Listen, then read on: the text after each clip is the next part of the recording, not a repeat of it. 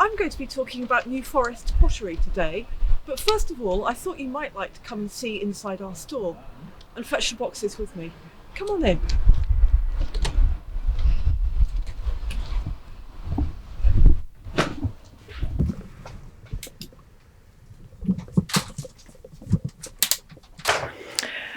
As you might expect, a warehouse full of boxes. And of course the ones we want are in one of the dark corners upstairs.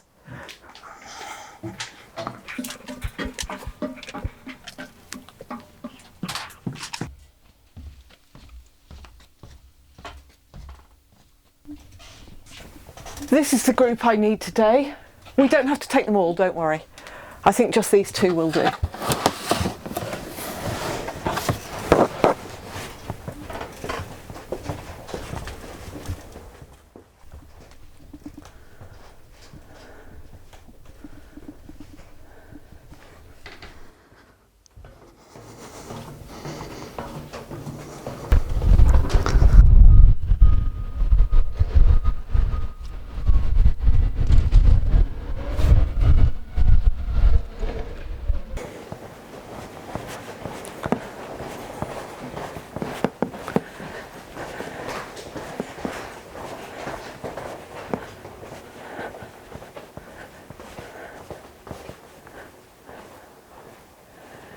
Here we are, back in our main finds room in Wessex Archaeology Portway House.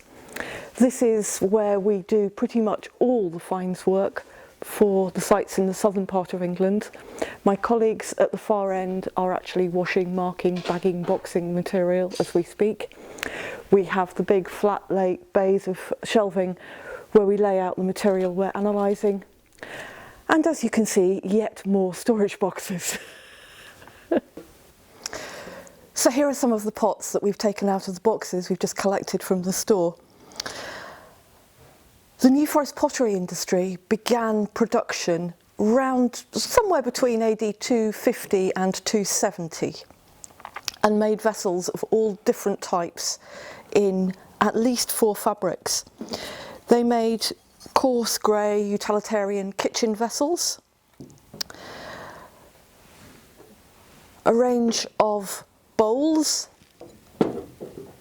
with a red coating, colour coating, and hard, crisp drinking vessels, cups and beakers, flagons in particular, as well as mortaria and jars and big open bowls, fruit bowl type things, in this white, very sandy fabric.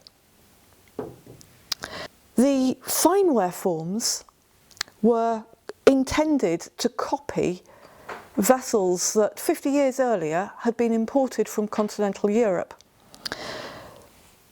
Dark, shiny, colour-coated beakers, like these pieces, and the red Samian vessels that every Roman pottery specialist and most visitors to museums know and love. The New Forest was getting quite close to the dark beakers, and the strength of that industry lay in these hard-fired stoneware forms. The main competitors of the New Forest pottery industry at this time were the Oxford industry that made much higher quality copies of Samian. Their beakers were less hard-fired and a bit clumpy, to be honest. Their bowls were much better quality than those of the New Forest. You can see very easily from these 3 pots just how close the Oxfordshire ones are compared to the New Forest. These guys really weren't very good at those.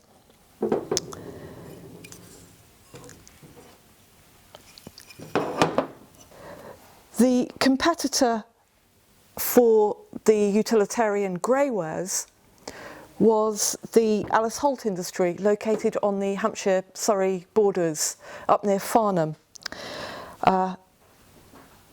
They concentrated on the kitchen vessels, allowing Oxford and New Forest free rein with the distribution of the tablewares, certainly in the southern part of England. Oxfordshire did make courseware vessels as well, but they do not actually penetrate the Hampshire areas at all, because Hampshire had its own industries that could do a better job. These particular pots were found in a late Roman cemetery on the edge of Amesbury in Wiltshire. And this allows us to see a range of almost complete vessels, which don't normally survive on settlement sites. Pots on settlement sites were obviously used, they got broken and discarded. If a vessel is found in a grave, it stands quite a high chance of surviving intact, because it was pretty much whole when it went in, and it probably hasn't been disturbed over the 1600 years it's been in the ground. So this is why we're lucky enough to have so many complete pots. Compare that to a settlement site where pottery is very plentiful, yes, but it's already been broken and thrown away by the inhabitants. Those vessels were broken when they went into the ground, so we only have the sherds of them. We rarely get complete vessels like these. Some of the pots from the cemetery are also marked, their owners or the families of their owners, since they went in with dead people, have marked the bottoms of the pots, this one with a cross and this one with a T. This might be as close as they could get to writing their own name. It could be that those vessels were, prior to their deposition in graves, were used in a communal context where you had to be able to identify your own cup. That's something we just don't know. Unfortunately, we don't know much about the contents of these vessels either. They probably went into the graves with something in them. Although we are able to do chemical analysis to find out about the contents of the pots these days, the samples are either drilled from the vessel or a sherd is taken out of a vessel. As these ones are complete and have survived all this time complete in the ground, I don't feel I can justify that sort of destruction for analysis. So for the time being at least, these will remain intact. One or two of them have fingerprints on the bottom where you can see that the potter has held the vessel so that it could be dipped into the fine clay that made the colour coating on the outside, the slip or the colour coat. This pot has got traces of the fingerprints of the potter, where the potter has held the pot between his or her fingers and dipped it into the slip to give this dark colour coating. You can see one here and three on the base of the pot, one here, one there, and then one at the back. So it would literally have been held between a thumb and two forefingers like this and dipped in. Some of the pots also have painted decoration. This one, for example, has what look like wheels, maybe symbols of the god Fortuna and wheels of fortune.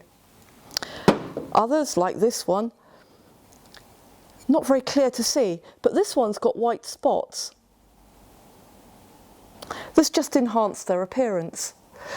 But the Wheel of Fortune could be a deliberate choice to say something like good fortune in the afterlife. That may have been a deliberate choice in the grave. My favourite group from the grave is, however, this one. 3 pots were found with a 3 to 4 year old child. The child had been buried in a wooden coffin, fully clothed. He or she was wearing their hobnail boots, and nobody's buried just with their boots on. that implies, at least, that the child was fully dressed at the time of burial. He or she was accompanied by a beaker for drinking out of, a little jug or flagon for pouring the liquid out of, and a little dish, probably for eating from.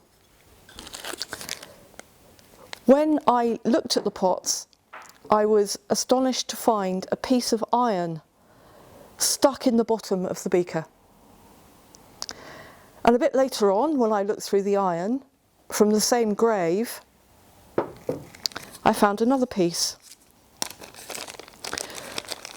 which actually joins the piece stuck in the bottom of the pot. And this is an iron spoon.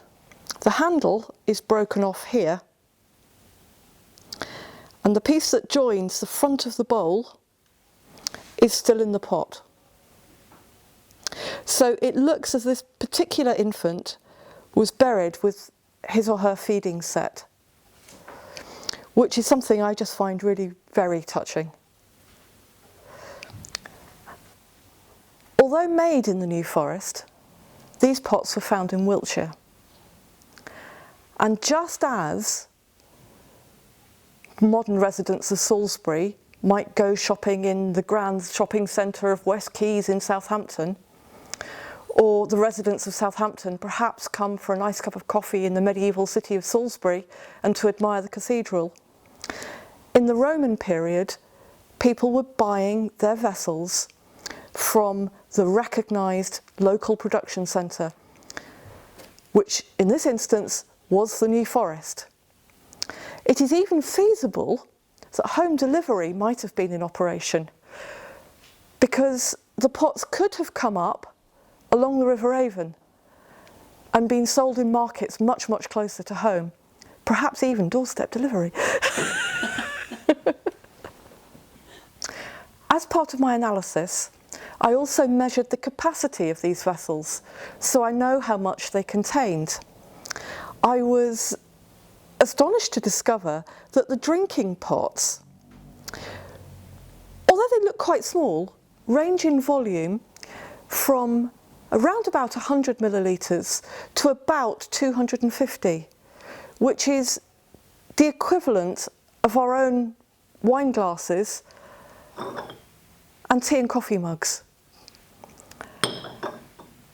This implies that the volume of liquid a human being has consumed in one serving before it gets either too hot or too cold to be pleasant hasn't changed over about 1600 years, which again really brings these people to life. I hope you've enjoyed these pots as much as I have. Thank you.